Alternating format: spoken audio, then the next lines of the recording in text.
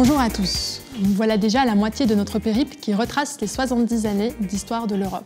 On vous a raconté comment et pourquoi l'Europe a vu le jour dans les années 50. L'idée après la guerre était de pacifier le continent et c'est aussi de construire un avenir ensemble. Des traités ont forgé la communauté dans laquelle nous vivons.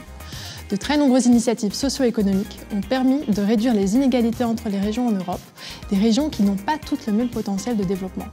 Vous pourrez revoir tout cela dans nos épisodes précédents, chacun couvre une décennie en quelques minutes. Les premiers ordinateurs, les premières consoles de jeux vidéo, le célèbre Walkman, voilà 3 indices qui devraient vous mettre sur la voie, en plus du décor dans lequel je me trouve. Vous y êtes, super, et oui, nous sommes dans les 80s, les années 80 si vous préférez.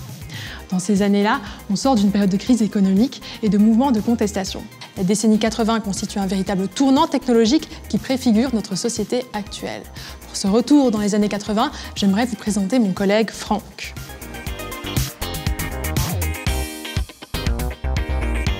Ah, salut Afsa.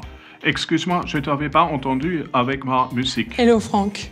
Alors, les années 80 dans le monde, c'est notamment la catastrophe chimique de Bhopal en Inde, l'explosion de la centrale nucléaire de Tchernobyl, les famines en Afrique, tous ces événements dramatiques qui vont initier un mouvement sans précédent de solidarité mondiale. Ajoutez à cela la percée massive des médias et de l'informatique qui vont bouleverser nos habitudes de vie et de travail. Et c'est dans ce contexte que la CEE, la Communauté économique européenne, accueille de nouveaux membres. L'Espagne, la Grèce et le Portugal rejoignent le club et apportent un formidable potentiel de croissance. C'est l'Europe des 12. Formidable potentiel, mais il faut relever un premier défi car ces 3 pays sortent meurtris et appauvris des régimes dictatoriaux. Une fois encore, l'Europe va devoir s'attaquer aux inégalités entre les différentes régions du marché commun. Le Fonds européen de développement régional, le FEDER, qui avait déjà été conçu dans les années 70 pour soutenir massivement les infrastructures et l'industrie, va prendre de l'ampleur. Réseaux de communication, autoroutes, ports, aéroports, lignes électriques, gazoducs, c'est un véritable bond en avant qui permet aux économies locales de se développer sur le long terme.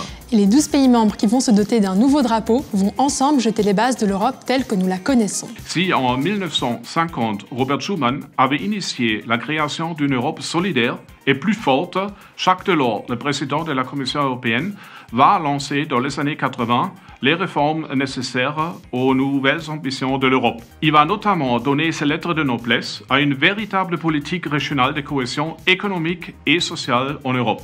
Des dizaines de milliards d'écus sont investis dans des programmes tels que Régis, qui vient en aide aux régions dites ultra-périphériques, c'est-à-dire les territoires de l'Union européenne situés en dehors du continent. De leur côté, le Fonds social européen ainsi que le projet Euroform, Now est le premier programme cadre de recherche connu actuellement sous le programme Horizon, finance la formation professionnelle et la création d'emplois. Des initiatives de développement locaux et ruraux sont mises en place. Enfin, Envirec, Regen, Prisma, Télématique et Stride prennent en charge la protection de l'environnement, l'innovation énergétique, le soutien des technologies de l'information et de la recherche. Les résultats ne se font pas attendre donc, puisque l'écart existant entre les économies des pays les plus en difficulté et les plus riches se réduit de manière assez remarquable. La preuve est faite, quand on aide les plus faibles en agissant sur le terrain, tout le monde y gagne. Les années 80, c'est aussi l'époque où le mur de Berlin tombe et qu'un nouvel ordre mondial va voir le jour. La communauté économique européenne est plus forte que jamais pour mettre en place ensemble un système d'entraide unique au monde et dans l'histoire. Tout un programme donc que je vous invite à suivre dans notre prochain épisode. Salut Franck. Tschüss, Afsa.